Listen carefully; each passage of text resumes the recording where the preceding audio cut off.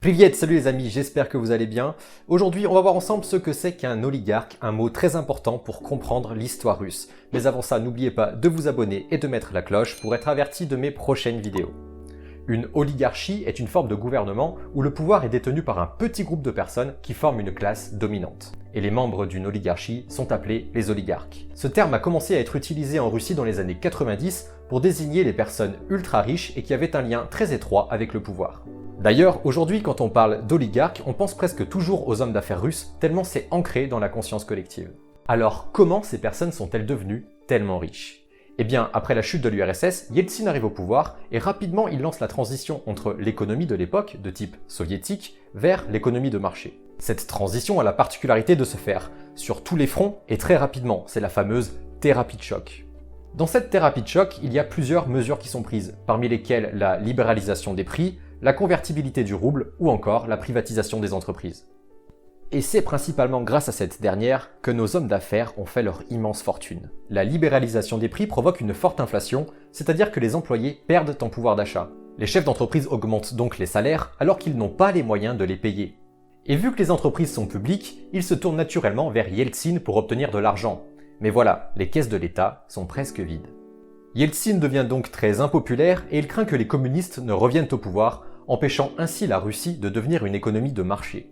Il comprend alors qu'il faut aller si vite et si loin dans le capitalisme que tout retour en arrière serait impossible. Et c'est là qu'interviennent les privatisations de masse. Yeltsin est impopulaire, il faut qu'il trouve rapidement de l'argent pour combler le déficit budgétaire de l'État. Pour cela, il fait d'une pierre deux coups. En vendant les entreprises publiques, il se débarrasse des entreprises qui ne rapportent pas assez, et en même temps, il rend le retour à l'économie soviétique très improbable. La privatisation de masse concerne les petites, moyennes et grandes entreprises, hormis quelques-unes, les plus grandes et les plus rentables, qui sont mises de côté pour plus tard. Pour faire accepter son plan, Yeltsin doit rendre la privatisation intéressante pour tout le monde. Ainsi, chaque employé de l'entreprise reçoit un coupon qu'il peut échanger contre des actions de l'entreprise. 51% des parts de l'entreprise étaient donc réservées à ses employés, le reste était ouvert aux actionnaires extérieurs. Sur le papier, c'est un modèle parfait, mais en réalité, ça ne s'est pas toujours passé comme ça. En effet, la majorité de la population n'avait aucune culture capitaliste et n'avait connu que le communisme depuis 70 ans. Beaucoup d'entre eux ont donc revendu leurs coupons à très bas prix afin de s'acheter des produits de première nécessité.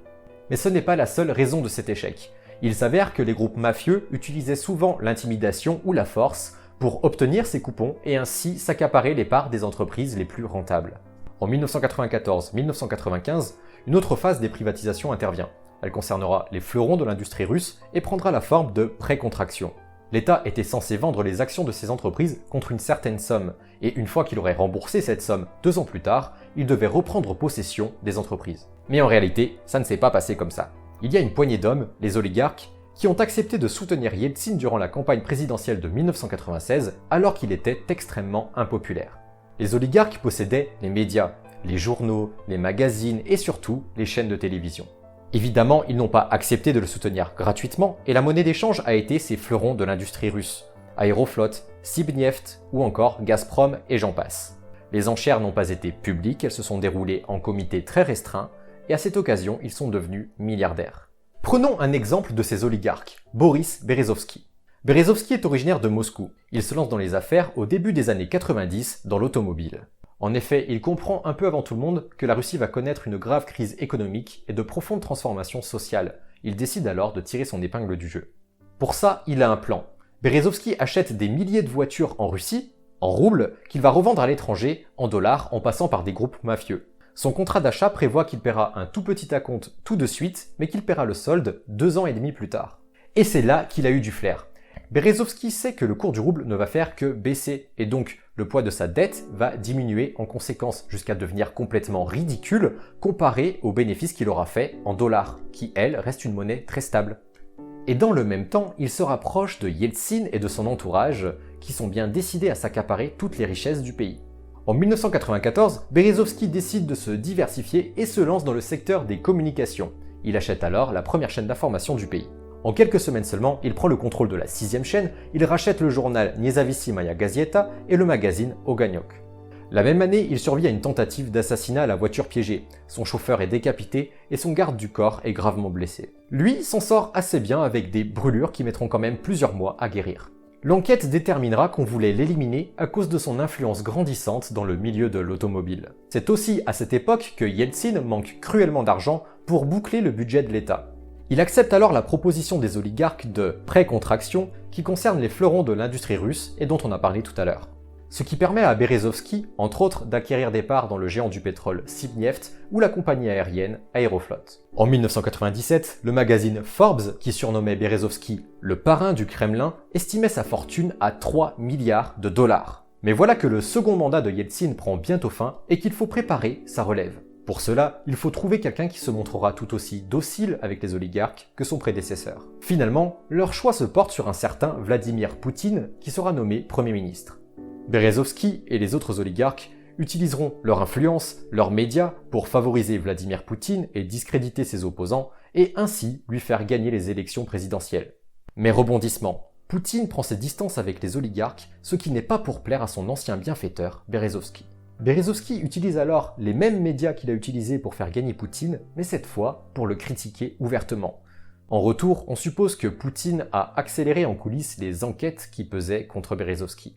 Ce dernier prend alors la fuite en Angleterre, d'où il continuera à être un farouche opposant à Vladimir Poutine. Mais en 2013, le feuilleton politico-judiciaire prend fin, l'oligarque déchu est retrouvé pendu dans sa demeure en Angleterre. Pour terminer, voyons rapidement la situation actuelle en Russie. De nos jours, les oligarques sont encore très présents en Russie, comme en témoigne cette étude de 2014 du Crédit Suisse qui nous apprend que 110 milliardaires possèdent 35% des richesses du pays. Régulièrement, des scandales éclatent autour des liens supposés que conservent ces ultra-riches avec le pouvoir. Avec par exemple les accusations récentes de Navalny contre Vladimir Poutine. Selon l'opposant, Poutine se ferait construire un véritable palace au bord de la mer Noire. En effet, toujours selon lui, Poutine détiendrait une immense fortune, mais il passerait par l'intermédiaire de certains oligarques qui détiendraient ses richesses sur le papier, mais pas en pratique. Comme vous le voyez, ce sujet est encore bien d'actualité en Russie et probablement que d'autres scandales éclateront. Voilà, c'est déjà la fin de cette vidéo, j'espère qu'elle vous a plu, si c'est le cas vous pouvez me le dire en commentaire.